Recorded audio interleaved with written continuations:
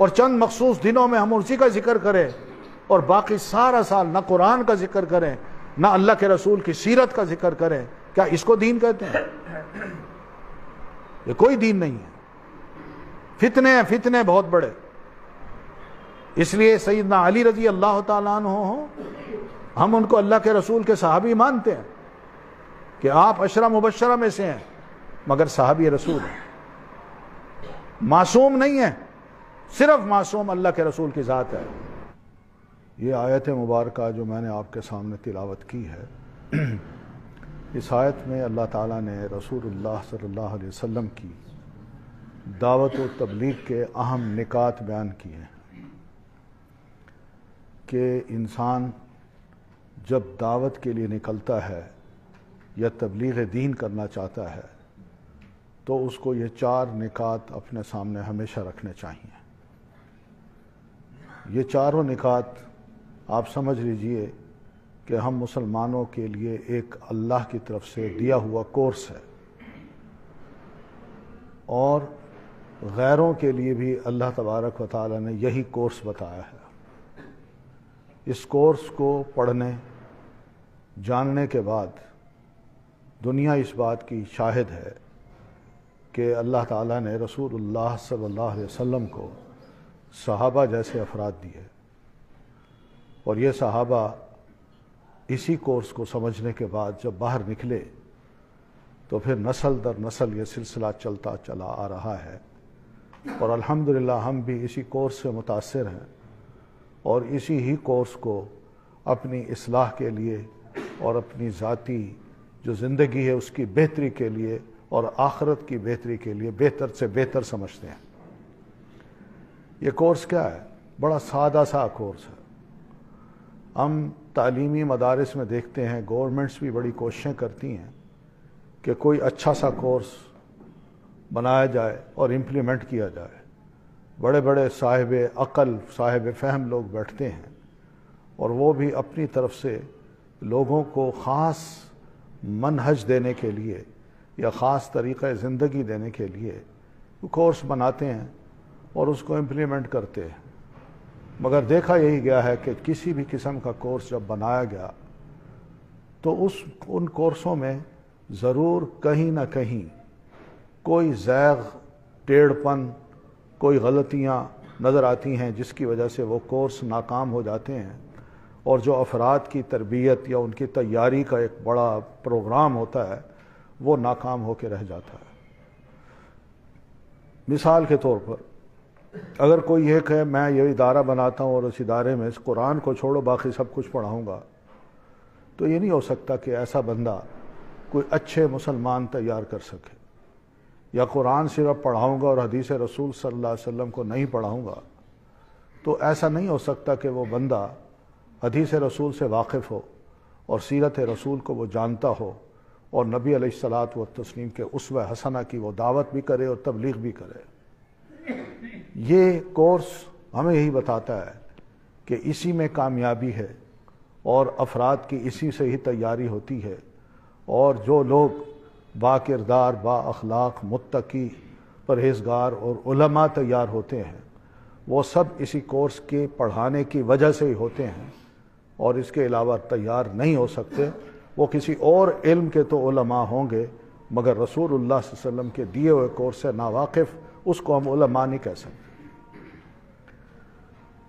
ہم یہ دیکھتے ہیں بڑا سمپل سا کورس ہے جس میں یہ سمجھایا گیا ہے کہ رسول اللہ صلی اللہ علیہ وسلم نے سب سے پہلے تلاوت آیات کی، یتلو علیہم آیاتی، پہلا کورس جو تلاوت ہے قرآن مجید کی، یہ رسول اللہ صلی اللہ علیہ وسلم کو باقاعدہ سکھائی گئی۔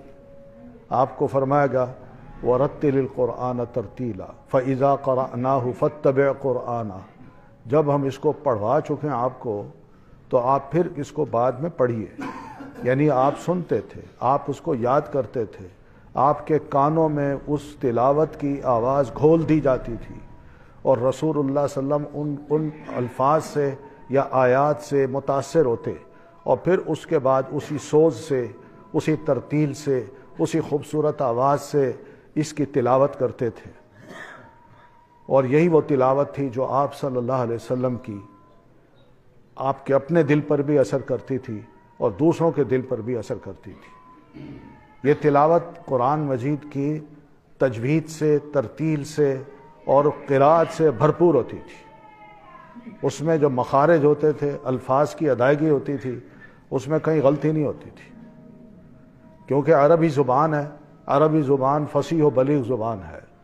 اس میں عین کو حمزہ نہیں پڑھ سکتے اور حمزے کو عین نہیں پڑھ سکتے، ہا کو ہا نہیں پڑھ سکتے اور ہا کو ہا نہیں پڑھ سکتے۔ اگر ہم نے تھوڑا سا ایسے تبدیل کر دیا تو اس کا معنی ہی تبدیل ہو جائے گا۔ مثال کے طور پر قلب کہتے ہیں دل کو، قاف کے ساتھ، اور کاف کے ساتھ قلب کس کو کہتے ہیں؟ کتے کو۔ اللہ کے رسول صلی اللہ علیہ وسلم مثلا یہ دعا میں سکھاتے ہیں، اللہم اہد قلبی، اللہ میرے دل کو ہدایت دے۔ اب میں قاف کی بجائے کاف بولوں، اللہم اہد قلبی، کیا مطلب ہوگا اس کا؟ اے اللہ میرے کتے کو ہدایت دے۔ آپ دیکھیں معنی کس طرح بدل جاتا ہے۔ تو اس طرح رسول اللہ صلی اللہ علیہ وسلم جب تلاوت فرمایا کرتے تھے تو وہ تلاوت صحیح معنوں میں یتلو کی یعنی تلاوت کا مطلب ہوتا تھا، آپ واقعی صحیح تلاوت کر رہے ہوتے تھے۔ اور ہم جانتے ہیں کہ آپ کی اس تلاوت کو صحابہ نے سنا، لوگوں نے سنا، بدوؤں نے سنا، اپنوں نے سنا، قریشیوں نے سنا، دشمنوں نے بھی سنا اور بڑے متاثر ہوتے تھے۔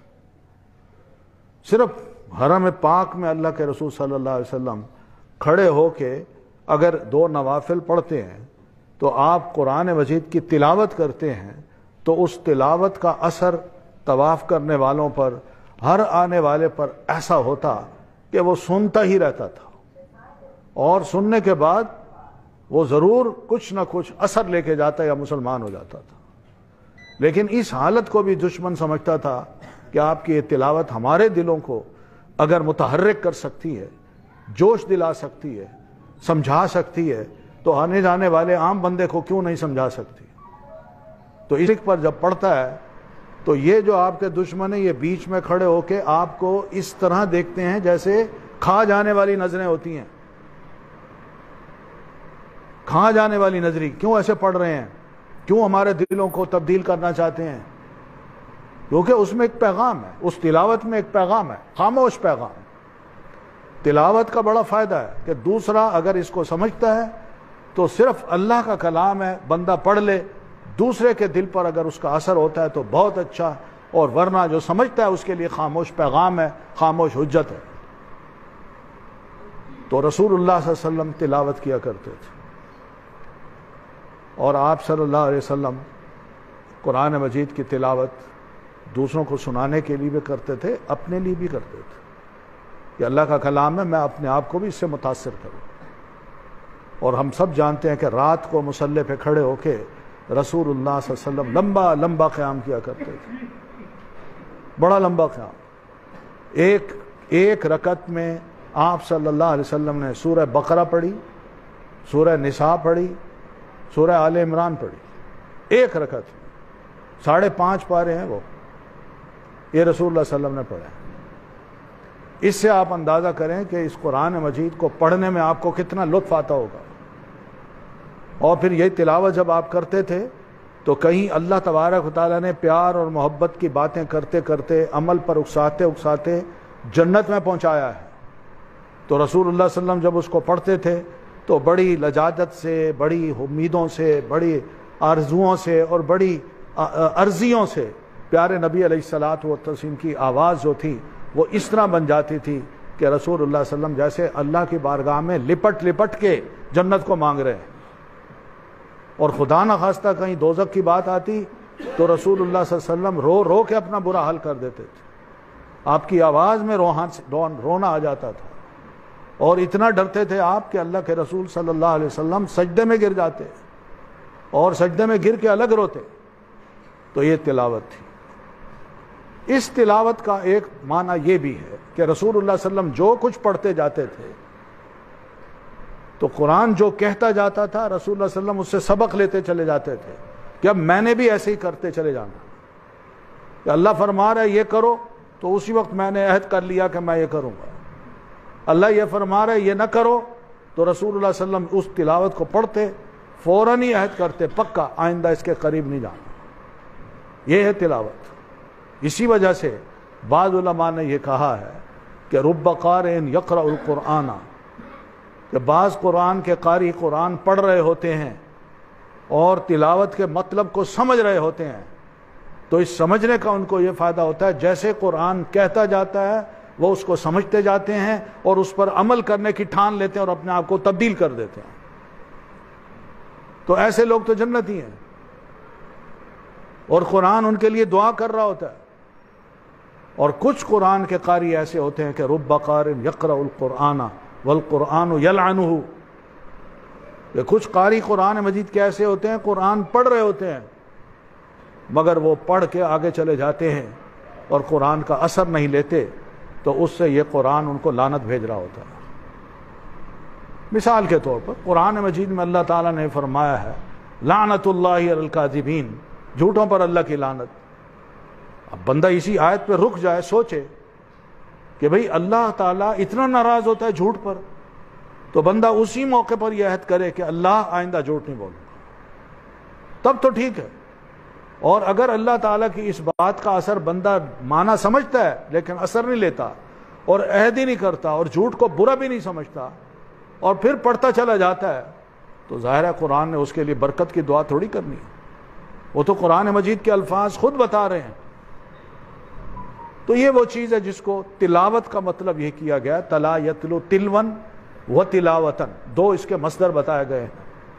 تلو کا مطلب یہ ہوتا ہے کہ جس طرح اونٹنی آگے چلتی ہے اور اس کا بچہ پیچھے چلتا ہے، اونٹنی کا پاؤں جہاں پڑتا ہے بچہ بھی اس کے پاؤں پہ اپنا پاؤں رکھتا ہے اور یوں چلتا چلا جاتا ہے اپنے ماں کے نقش قدم پر. تو اس تلون کا مطلب یہی ہے کہ ایسی تلاوت بندہ کرے کہ جب وہ پڑھے تو جس طرح اللہ تعالیٰ کہتا جائے بندہ عہد کرتا جائے کہ اللہ جو تو نے کہا میں اس کے ساتھ ساتھ ہوں، جس سے تم نے روکا میں اس سے رک گیا. تلاوت کے بڑے فائدے ہوئے رسول اللہ صلی اللہ علیہ وسلم کو، اور یہی الحمدللہ ہم مسلمانوں میں یہ تلاوت چلتی چلی جا رہی ہے. اللہ کا شکر ہے کہ یہ مسلمان قرآن مجید سے جو دلچسپی رکھتے ہیں انہوں نے قرآن مجید کے تجوید قرات کے جتنے بھی مدارج ہیں ان سب کو طے کرتے کرتے الحمدللہ آج ہمارے پاس بے شمار قراء حضرات ہیں، مقرئ ہیں، قرآن مجید کی 7 قرات کے عالم ہیں، 10 قرات کے عالم ہیں، بہترین قرات کرنا جانتے ہیں. اللہ تعالیٰ نے ان کو اپنے اس فیض سے نوازا ہوا ہے. دوسرا جو کام تھا رسول اللہ صلی اللہ علیہ وسلم کا، یہ تلاوت جو ہے ہم سب کو سیکھنی ہے. نبی علیہ السلام نے سکھائی تھی اور صحابہ کرام نے اس کو سیکھا تھا. یعنی آپ سوچیں وہ بچے نہیں تھے جب اللہ کے رسول صلی اللہ علیہ وسلم ان کو قرآن پڑھاتے تھے یا سناتے تھے. بزرگ بھی جو مسلمان ہوتے تھے نو مسلم، وہ بھی آ کے اسلام قبول کرنے کے بعد رسول اللہ صلی اللہ علیہ وسلم کے پاس ٹھہرتے تھے. آپ صلی اللہ علیہ وسلم نے مسجد کے اندر ہی ایک جگہ مقرر کی تھی جس کو اصحاب صفہ کہتے ہیں، کہ صفہ والے وہاں رہتے. تو وہ صحابہ جو نو مسلم ہوتے تھے وہ قرآن مجید پڑھتے تھے مگر پڑھتے وقت اٹکتے تھے، ان کو لفظ نہیں آتے تھے صحیح. تو جو اللہ کے رسول کے صحابہ تھے سینئر جو جانتے تھے وہ ان کو بار بار پڑھاتے تھے، اس کو یوں پڑھو، پھر غلطی کرتا، پھر فرماتے یوں پڑھو، پھر غلطی کرتا، پھر فرماتے یوں پڑھو. ادھر یہ کام کر رہے ہوتے، ادھر اللہ کا رسول ان کو خوشخبری سنا رہا ہوتا کہ دیکھو جو قرآن پڑھتا ہے اور قرآن پڑھتے وقت اٹکتا ہے، صرف یعنی صحیح لفظ اس نے نہیں پڑھا، پھر کوشش کی، وہ یہ کوشش کر رہا ہوتا ہے اور اللہ تعالیٰ اس کو ڈبل ثواب دے رہا ہوتا ہے. اس لیے قرآن مجید پڑھنے سے بندہ یہ نہ سمجھے کہ مجھے نہیں آتا تو میں قرآن مجید نہیں پڑھ سکتا. نہیں، پڑھنے کا بڑا ثواب ہے، کوشش تو کرے. آپ صلی اللہ علیہ وسلم کو پہلی وحی میں کہا گیا اقرأ بسم ربک الذی خلق، پڑھیے. آپ نے فرمایا میں نے تو کبھی پڑھا ہی نہیں، میں کیسے پڑھوں؟ اس نے کہا پھر پڑھیے، دبایا، چھوڑا، بھینچا، چھوڑ دیا، پڑھیے. آپ فرماتے ہیں میں نہیں پڑھ سکتا. پھر تیسری دفعہ بھینچا، پھر چھوڑ دیا، پھر کہا پڑھیے. اب آپ نے پڑھا. تو ایک دفعہ نہیں پڑھنا آتا، بندہ ٹرائی کرے، دوسری دفعہ ٹرائی کرے، تیسری دفعہ کرے، اللہ چلا دے گا.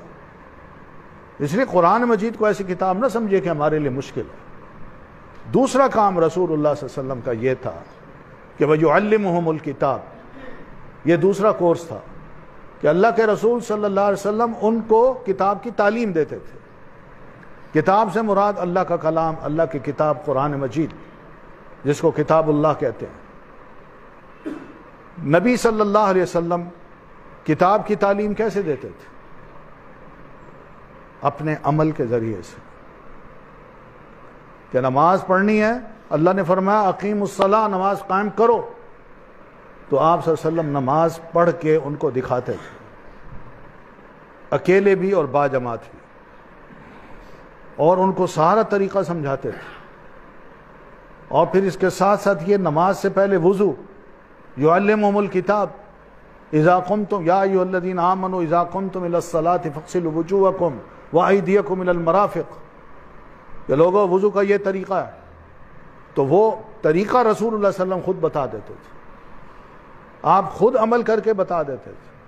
اور جو کتاب اللہ میں نہ ہوتا تو رسول اللہ صلی اللہ علیہ وسلم اپنے عمل سے ان کو واضح کر دیتے تھے کہ یہ عمل بھی اللہ کا حکم ہے۔ مثلا وضو میں آپ دیکھ لیں کہ ہم وضو ہاتھ کو دھوتے ہیں، کلی کرتے ہیں، ناک جھاڑتے ہیں۔ اب کلی کرنا اور ناک جھاڑنے کا ذکر قرآن مجید کی آیت میں نہیں ہے، مگر رسول اللہ صلی اللہ علیہ وسلم نے اس وضو کے طریقے کو سکھانے میں آپ نے تعلیم کتاب یہ دی کہ وضو اس طرح کرنا ہے، کلی کرنی ہے، ناک جھاڑنا ہے، دائیں ہاتھ سے دائیں طرف سے شروع ہونا ہے، بائیں طرف سے ختم کرنا ہے، اور پھر 3 بار، اس سے زیادہ نہیں دھونا۔ یہ سب اللہ کے رسول صلی اللہ علیہ وسلم نے سمجھایا۔ کان کے مسح کے بارے میں آپ نے فرمایا الاذنان من الراس، کہ سر کا مسح تو ٹھیک ہے مگر کانوں کو بھی سر کا حصہ سمجھیے، اس لیے کان کا مسح بھی کیجیے۔ تو یہ تعلیم کتاب، نماز سکھائی، روزہ رکھنا سکھایا، روزے کے جتنے فرائض اور احکام تھے وہ بتائے، حج اس کے بارے میں آپ نے بتایا، اور خود فرمایا خذوا عنی مناسککم لعلی لا الاقیکم بعد عامی ھذا۔ صحابہ حجۃ الوداع کے موقع پر آپ فرماتے ہیں میرے صحابہ مجھ سے حجۃ الوداع، حج کے سب مناسک سیکھ لو، شاید آج کے بعد تم سے ملاقات نہ ہو سکے۔ یہ رسول اللہ صلی اللہ علیہ وسلم نے فرمایا، اور صحابہ نے یہ جملہ سنا تو انہیں اتنی تکلیف ہوئی کہ واقعی یہ باتیں غور سے سننے کی ہیں۔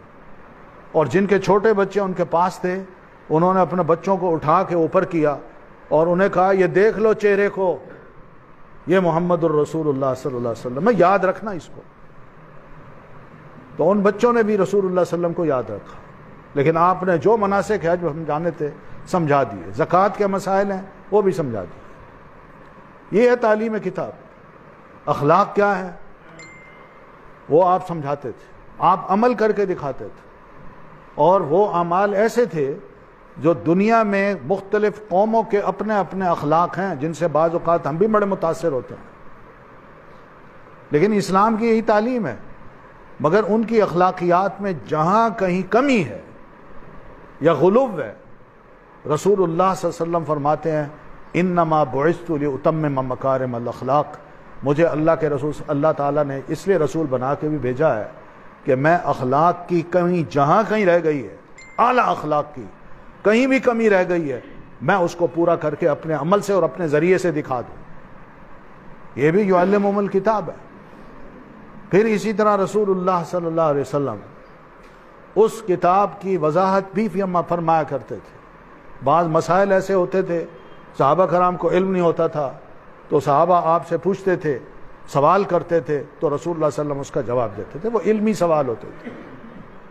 مثلا قرآن مجید میں یہ بتایا گیا کہ جو شخص والذین آمنوا ولم یلبسوا ایمانہم بظلم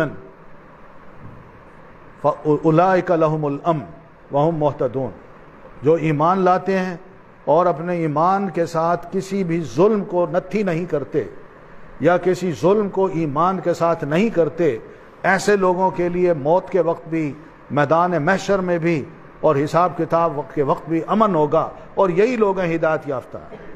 تو صحابہ نے جب اس آیت کو پڑھا تو اللہ کے رسول سے عرض کرنے لگے اللہ کے رسول اینا لم یظلم، ہم میں کون ایسا بندہ ہے جو ظلم نہیں کرتا؟ آپ نے فرمایا بھلے لوگوں، صحابہ تو ڈر گئے ان کا اللہ کے رسول اگر ہمارے دلوں کی ارادوں کو یا اس برائی اور خیر کو حساب اللہ تعالیٰ لینے لگے ہمیں تو پھر کوئی نہیں بچتا، اس لیے کہ ہر وقت دل میں برے خیالات آتے ہیں، اور ان برے خیالات کا اگر اللہ تعالیٰ نے حساب کتاب لیا تو ہم تو گئے۔ تو رسول اللہ صلی اللہ علیہ وسلم نے فرمایا تم کہو کہ ہم اس پر ایمان لاتے ہیں، جو اللہ نے فرمایا ہے وہ کر سکتا ہے، اس میں کوئی شک نہیں، وہ چاہے تو کر سکتا ہے، لیکن تم اتنا کہہ دو کہ آمنا، ہم اس پر ایمان لاتے ہیں۔ تو صحابہ کرام نے بڑے کھلے دل سے کہا، اللہ تعالیٰ نے آگے رعایت دے دی اور وہی دی، آمن الرسول بما انزل الیہ من ربی والمؤمنون، رسول بھی اس آیت پر، اس مفہوم پر یا اس بات پر ایمان لے آیا جو اس سے پہلے کی تھی، کہ اگر تم اپنے دلوں میں کوئی بات چھپاؤ گے یا ظاہر کرو گے اللہ نے پھر بھی اس کا حساب لینا ہے۔ تو جب مسلمانوں نے یہ کہا تو اللہ تعالیٰ نے فرمایا آمن الرسول، رسول بھی ایمان لایا اسی بات پر، والمؤمنون، اور اہل ایمان بھی، کل آمنا، کتنی خوبصورت بات ہے، یہ سب کے سب اس بات پر ایمان لائے ہیں کہ اللہ نے جو اپنی کتاب میں نازل کیا ہم مانتے ہیں وہ بالکل صحیح ہے۔ تو یہ وضاحتیں تھیں، تعلیم تھی جو پیارے رسول صلی اللہ علیہ وسلم نے دی۔ اس تعلیم کو سنت کہتے ہیں، سنت کہتے ہیں۔ سنت کا لفظ صرف رسول کے لیے بولا جاتا ہے، کسی اور کے لیے نہیں بولا جاتا۔ اگر کسی اور کے لیے سنت الخلفاء راشدین کا لفظ بولا گیا ہے تو وہ اس صورت میں بولا گیا جب خلفاء راشدین اللہ کے رسول صلی اللہ علیہ وسلم کے کہے کے مطابق اور آپ کے کیے گئے عمل کے مطابق اس سنت کو پروموٹ کریں، کیونکہ بہت سی سنتیں ایسی ہیں جو صحابہ کرام کو پتہ تھیں اور بہت سی سنتیں ایسی ہیں جو دوسروں کو پتہ نہیں تھیں۔ حضرت ابوبکر صدیق رضی اللہ تعالیٰ عنہ ہوں، سیدنا عمر ہوں، یہ اللہ کے رسول صلی اللہ علیہ وسلم کے ساتھ ہر وقت رہتے تھے، لیکن اس کے باوجود بھی ان کے پاس وہ علم جو رسول اللہ صلی اللہ علیہ وسلم کے پاس تھا وہ پورا کا پورا نہیں تھا، پورا کا پورا نہیں تھا۔ حالانکہ دیکھا جائے تو جتنی صحبت، طویل صحبت حضرت ابوبکر صدیق نے بچپن سے لے کر آپ کی وفات تک آپ کے ساتھ کی ہے، ان سے بڑھ کر کوئی عالم نہیں ہونا چاہیے، لیکن وہ خود بہت سی سنتوں کو نہیں جانتے تھے اور دیگر صحابہ جانتے تھے۔ اس لیے قرآن مجید کا یہ اصول جو ہے وَفَوْقَ كُلِّ ذِي عِلْمٍ عَلِيمٍ، ہر عالم کے اوپر ایک عالم ہوتا ہے، یہ بڑا اہم اصول ہے، اس کو یاد رکھیے۔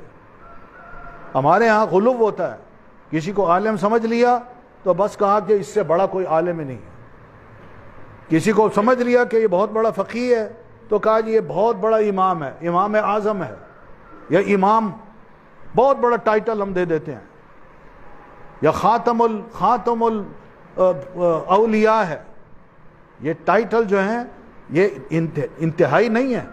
فوق کل ذی علم علیم، ہر عالم کے اوپر ایک عالم ہوتا ہے، اور ثبوت یہ ہے کہ نبی علیہ الصلوۃ والتسلیم کی وفات کے بعد جب خلیفہ وقت جو سیدنا ابوبکر صدیق تھے رضی اللہ عنہ، تو ان کے پاس ایک نانی اماں آئیں، کہنے لگی کہ میرے نواسے کا ترکہ تقسیم ہو رہا ہے اور مجھے اس سے محروم کیا جا رہا ہے، میرا حصہ دلوائیے۔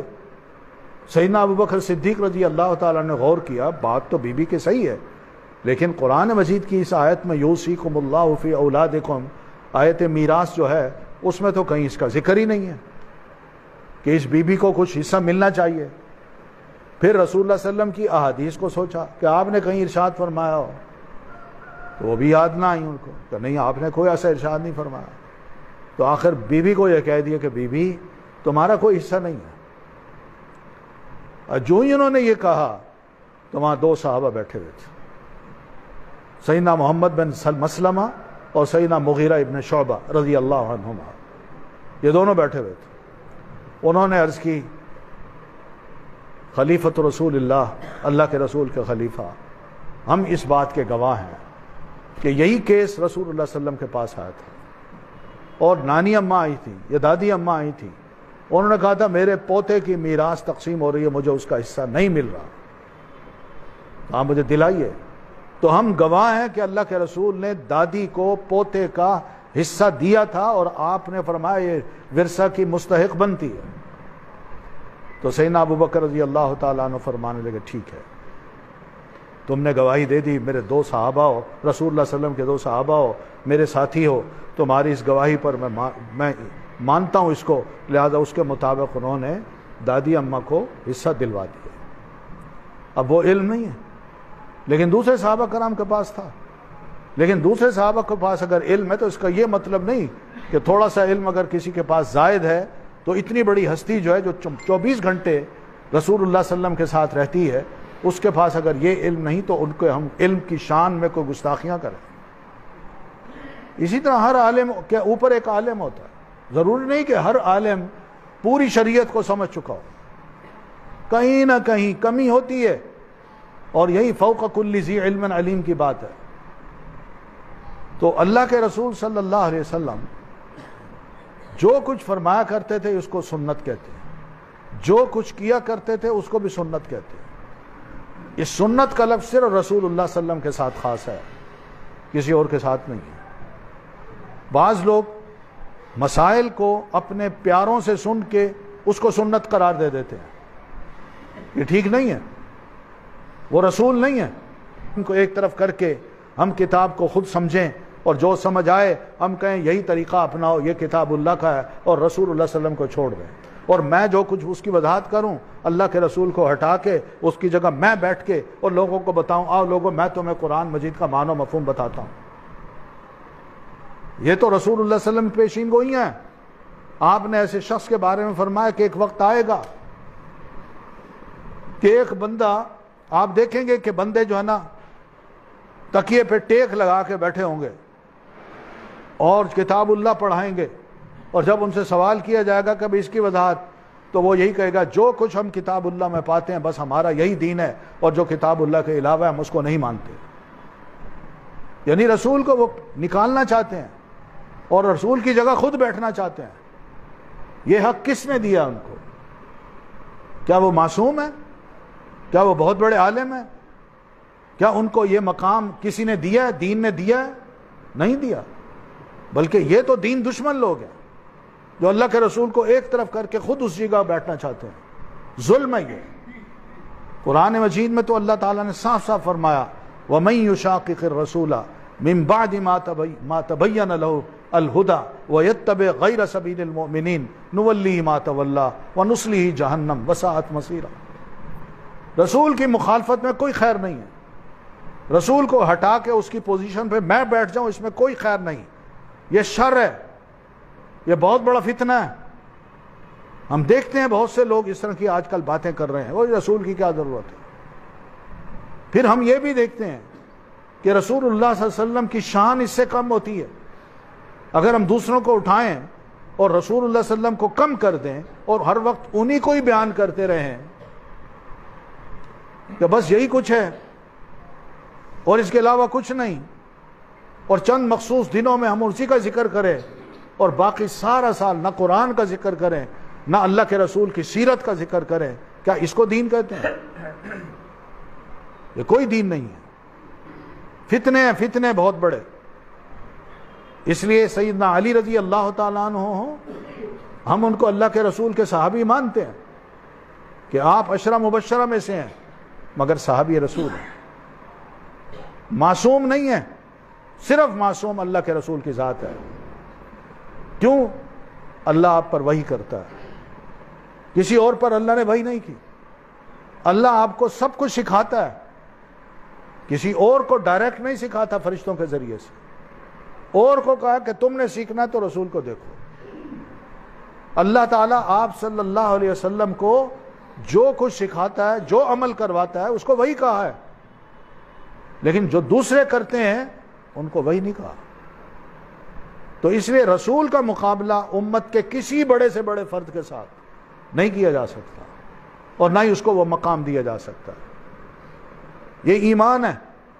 اس ایمان میں ذرا تھوڑی سی اگر نرمی آتی ہے یا لغزش آتی ہے یا بندہ ہل جاتا ہے تو وہ اس کا ایمان مکمل نہیں ہے. یہ ایک حقیقت ہے. تو یعلمہم الکتاب والحکمہ، حکمہ یہی ہے کہ اللہ کے رسول بڑی دانائی کے ساتھ قرآن مجید کی جب دعوت دیا کرتے تھے، الفاظ آپ اپنے منہ مبارک سے ادا کیا کرتے تھے، وہ حکمت سے بھرپور ہوتے تھے. اور اس کو آپ صلی اللہ علیہ وسلم نے یوں فرمایا کہ انما اوتیت جوامع الکلم، اللہ تعالیٰ نے مجھے بڑے کمپریہنسو جملے دیے ہیں، لفظ تھوڑے ہیں مگر ان پر غور و خوض کیا جائے تو ان کے اندر سمندر ہے، اور بندہ ڈوب کے اس سے بہترین موتی نکال سکتا ہے.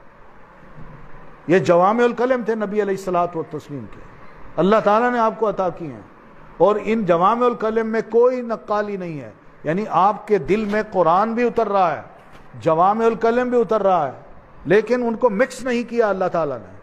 قرآن پڑھتے ہیں تو قرآن ہے، جب آپ اپنے الفاظ بیان کرتے ہیں تو اس میں قرآن مجید کی کہیں بھی کاپی نظر نہیں آتی، کوئی لفظ اس میں نظر نہیں آتا کہ رسول اللہ صلی اللہ علیہ وسلم اس لفظ کو قرآن مجید سے اٹھا کے اپنی حدیث بیان کر رہے ہیں. یہ ایک بہت بڑے معجزے کی بات ہے. دل ایک ہے، قرآن بھی اتر رہا ہے اور قرآن کی تفسیر بھی اتر رہی ہے، لیکن جب آپ بولتے ہیں تو قرآن الگ ہے، اور جب آپ بولتے ہیں اپنی بات تو وہ حدیث رسول ہے. یہ جو آپ کا بولنا ہے، عمل کرنا ہے، اس کو ہم حدیث بھی کہتے ہیں، سنت رسول بھی کہتے ہیں. حدیث جو نبی علیہ الصلوۃ والتسلیم کی لکھی گئی پوری سند کے ساتھ اور متن کے ساتھ، اس متن کو جب پڑھا جاتا ہے تو وہ حدیث کہتے ہیں، اور جب اس متن کو سمجھا جاتا ہے تو اس کو سنت کہتے ہیں. یعنی اس متن سے، اس نص سے، اس عبارت سے جو بات ایک عالم کو سمجھ آتی ہے اور وہ کہتے ہیں یہ حدیث میں ہے، تو اس کو سنت کہتے ہیں. تو نبی علیہ الصلوۃ والتسلیم کی یہ سنت یا حدیث ہمارے سامنے موجود ہے، الحمدللہ کتابوں میں محفوظ ہے. آج اس چیز کو بھی لوگ بڑے شک کی نگاہ سے دیکھتے ہیں، پتہ نہیں جی یہ حدیث صحیح ہے، جمع بھی ہوئی ہے کہ نہیں. اللہ کے رسول صلی اللہ علیہ وسلم نے جو لفظ ارشاد فرمائے تھے معلوم نہیں وہ الفاظ وہی ہیں کہ نہیں ہیں، وقت کے ساتھ ساتھ بدل جاتے ہیں، اور یہ کیسے ممکن ہے کہ وہ لفظ موجود ہوں جو اللہ کے